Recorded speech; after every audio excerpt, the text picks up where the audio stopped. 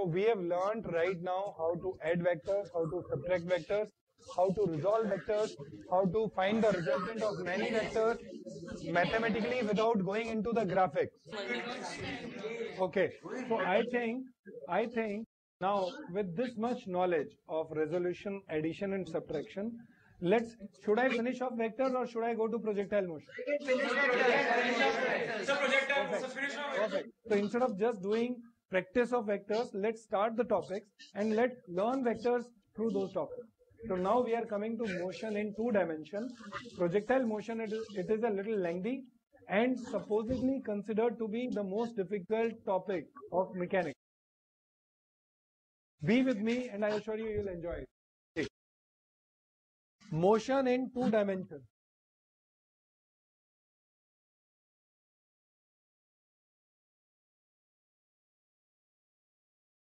Till now, you have studied motion in 1 dimension where acceleration, free fall under gravity, and you were doing questions of v is equal to u plus at and all those equations of motion.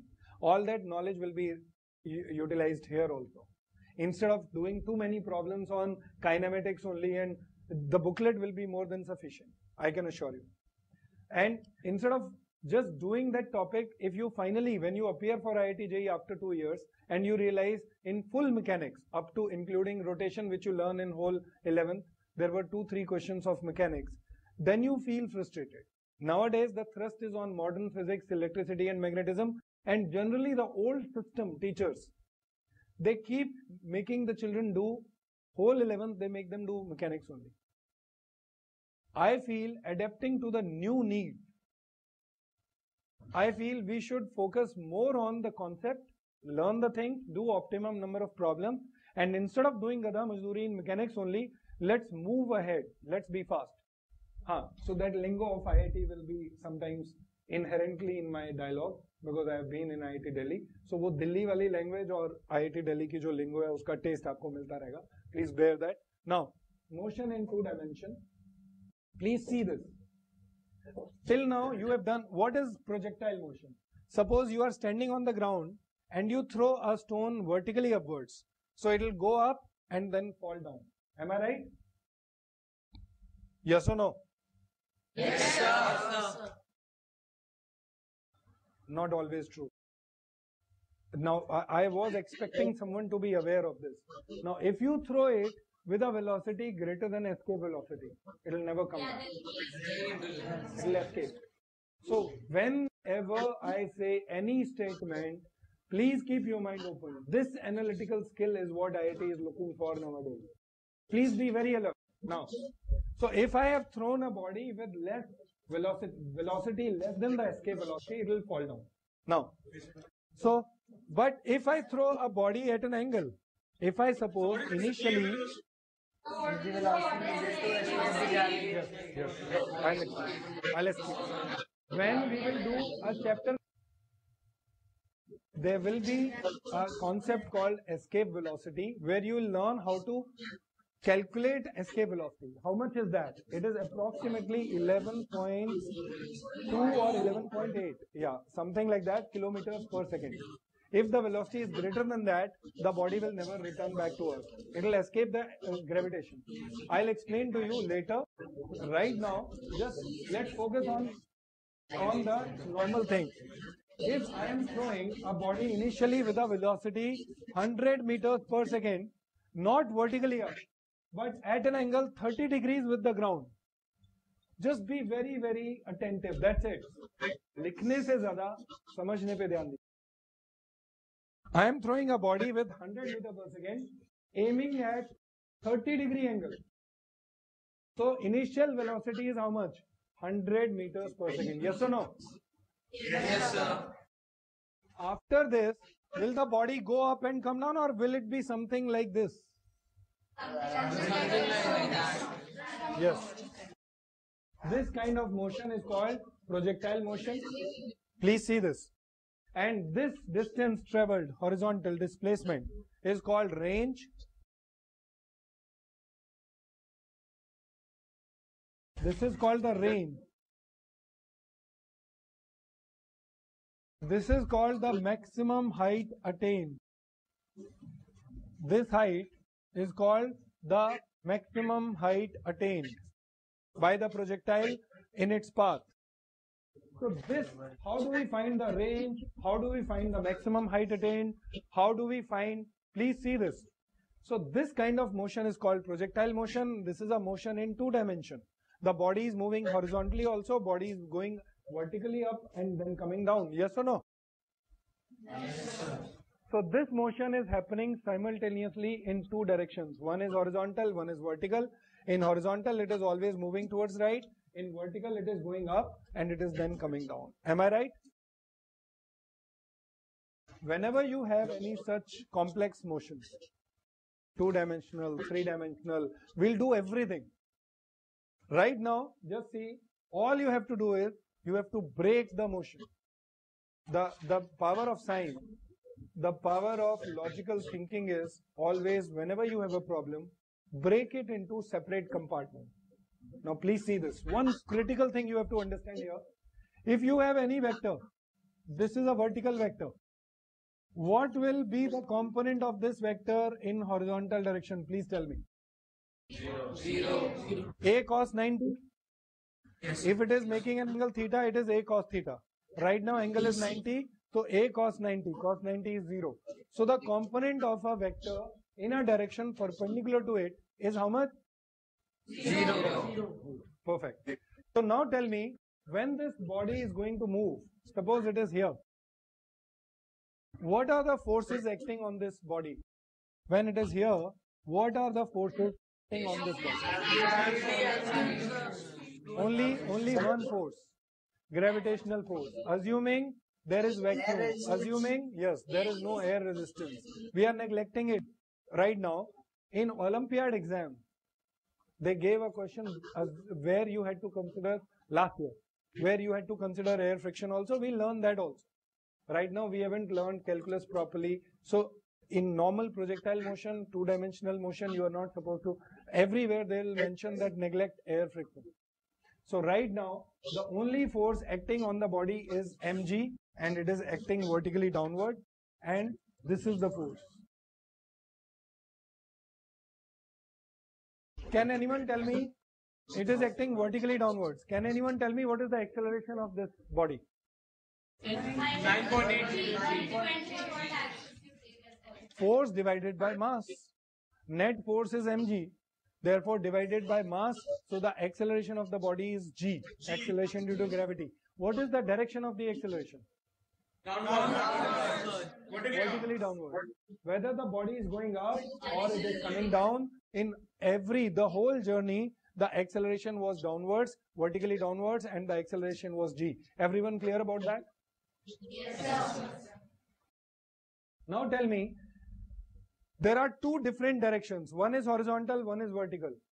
Please tell me, any force in vertical direction, will it have any component in horizontal direction? No, sir. Acceleration, will it have any component in horizontal direction? No, sir.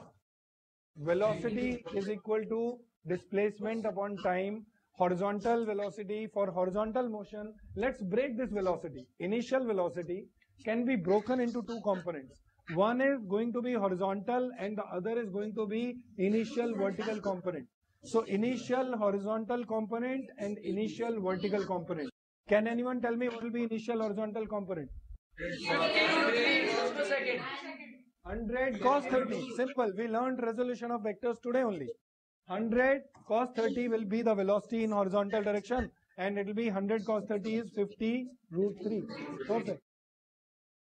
In horizontal direction, initially the velocity is 50 root 3.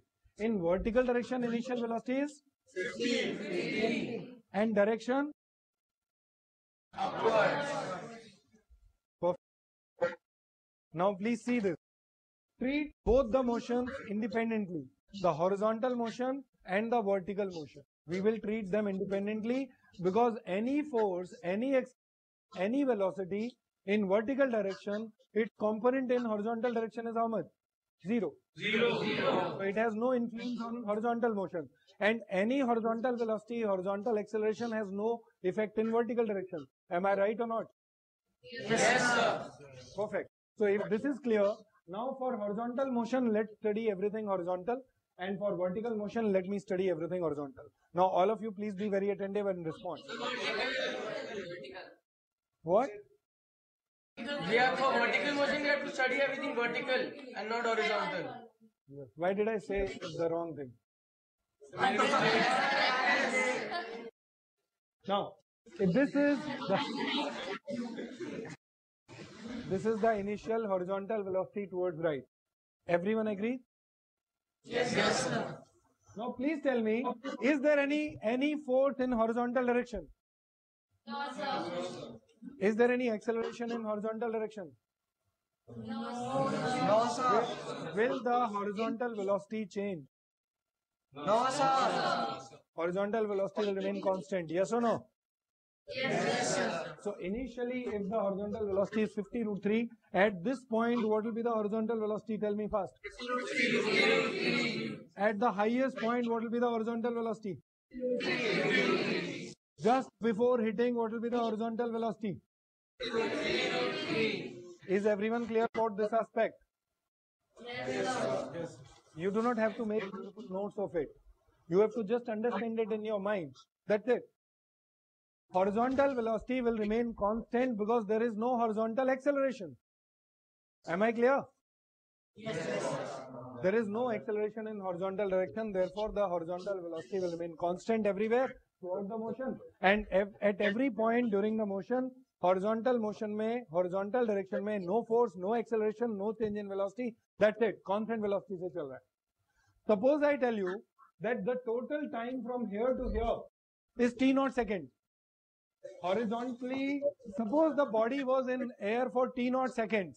Can anyone tell me what was the range? What was the horizontal displacement? Sir, 50 root 3 not. Perfect. 50 root 3 into t0. क्योंकि velocity remain constant. तो constant velocity है तो velocity into time is displacement. Horizontal velocity लिए तो horizontal displacement. So the range will be 50 root 3 into t0. Perfect. Have you done this topic already in school or something? No, sir. कुछ तो गड़बड़ है यार. You cannot, all of you. See, if you are intelligent, that I can believe. But so many people cannot be so intelligent at the same time.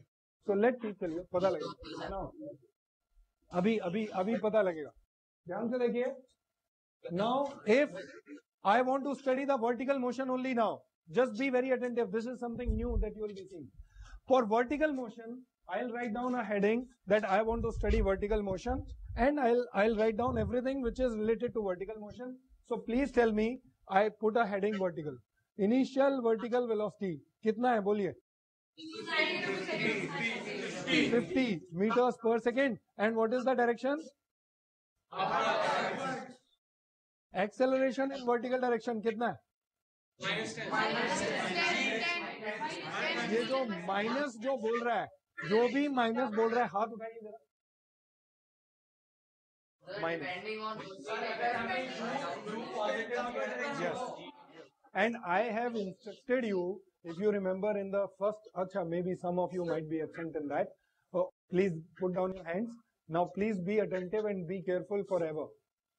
Never say acceleration is minus 10. Never say that. Always say acceleration is 10 meter per second square downward. If I have chosen upward direction positive, then it will be minus 10.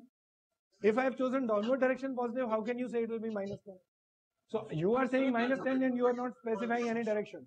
So please never take it to be yes, Kritika. Sir, we can even use J cap and minus J cap.